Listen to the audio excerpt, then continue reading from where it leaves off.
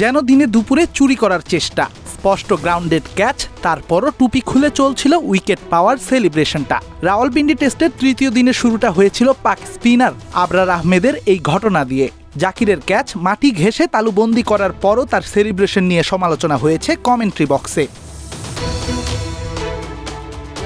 ম্যাচের পঞ্চম ওভারের ঘটনা। মীর হামজার করা ইনসুইং কাট করে স্কোয়ার লেগ দিয়ে খেলার চেষ্টা করেন জাকির। সেখানে ফিল্ডিং করা আবরার সেই বল করে ফেলেন তালুবন্দি। এরপরই শুরু করেন বুনো উল্লাস। আবরারের এমন আত্মবিশ্বাস দেখে উল্লাস শুরু করে পাকিস্তান দলও। তবে ক্ষণিকের মধ্যেই পাল্টে যায় চিত্র। দিনে দুপুরে আম্পায়ারের চোখ ফাঁকি দেওয়ার সেই চেষ্টা হয় ব্যর্থ। টিভি রিপ্লেতে স্পষ্ট দেখা যায় বল আবরারের হাতে পৌঁছানোর আগেই ড্রপ খায় মাটিতে। পরে তা তালুবন্দি করেন দ্বিতীয় টেস্টে দলে ঢোকা আবরার। আবরারের এমন কাণ্ডে অবশ্য সমালোচনাও করেছেন পাকিস্তানের ধারাভাষ্যকার উরুজ মমতাজ। আম্পায়ারকে বিভ্রান্ত করা এমন কাণ্ড নীতিনৈতিকতার বহির্ভূত বলে উল্লেখ করেছেন এই নারী ধারাভাষ্যকার। এ সময় আবরারের চোখের চশমা চেক করার পরামর্শও দেন মমতাজ।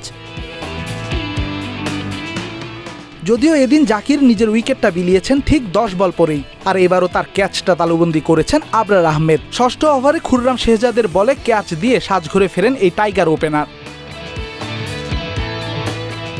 রেদওয়ান শাওন, ৭১।